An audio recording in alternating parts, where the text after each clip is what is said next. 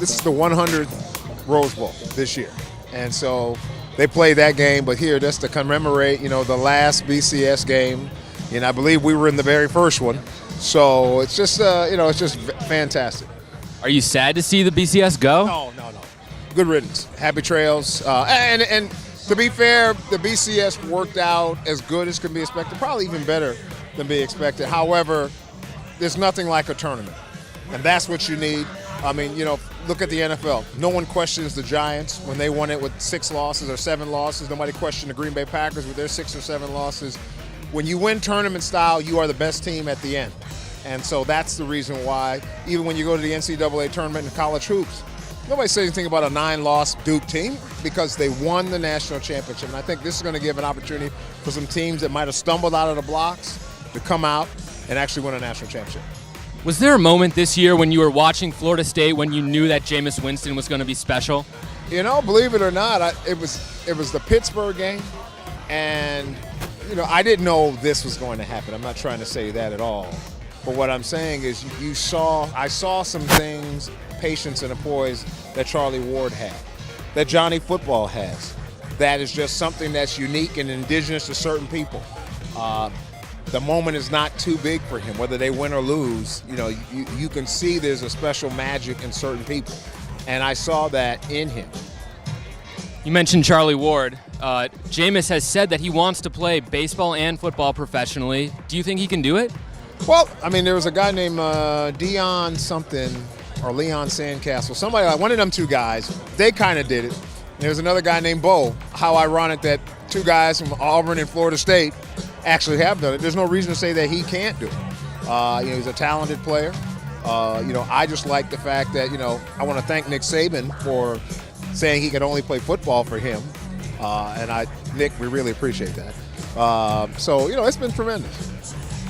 I heard you talking about Coach Fisher over there, and a lot of sometimes when there's the hand-picked successor, it doesn't really work out. What do you think has allowed Jimbo Fisher to succeed at Florida State? Well, I think it's a combination of a couple things. He's a good guy, he's a good coach, and we had tradition.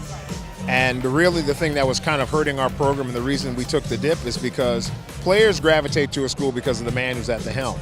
Well, you had all the schools basically saying, well, Bobby's not going to be here much longer. So when everybody's singing from the same hymnal, it makes it difficult, so recruits stop coming. And so now players recognize that we've got stability here and Jimbo's going to be here, got his contract done for hopefully the next 5 to 10 years. So the stability's there, so players want to come back to this program. Look at the 1993 National Championship. After that, the Noles won, I think it was 7 ACC championships in a row. Could you see this team maybe not going on that large of a run, but a similar run of success? What I would say is that I think Jameis can take us to a couple of places, and then whoever's after that, we have to find out and see who that might be. And I think you have to take it as far as I think, we are on we've been on a 10-plus win trajectory every year, and so I think we'll stay on that path. But to have games like this, it's always going to take somebody special in the chair. And we have a guy who's, and however long he stays here, I think we'll be in contention. But you got to have a lot of breaks too. Just a few more NFL questions, switching gears here. Did you watch any of the games this weekend? No, I didn't see any of the games at all. What's your take on how the season's been going thus far? Oh, it's been fantastic. I can't remember a year where we had more intrigue to where even in week 17 we didn't know who was actually going to get in till the very last minute. And it's been absolutely fantastic this year. I've been in the league, involved in the NFL for 25 years, and I can't remember anything like this season.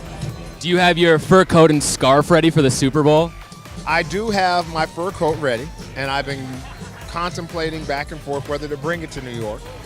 But I'm okay if it's occasionally done, because think about Pittsburgh, think about New England, think about those teams that don't get to kind of play in these kind of elements. They have a different path.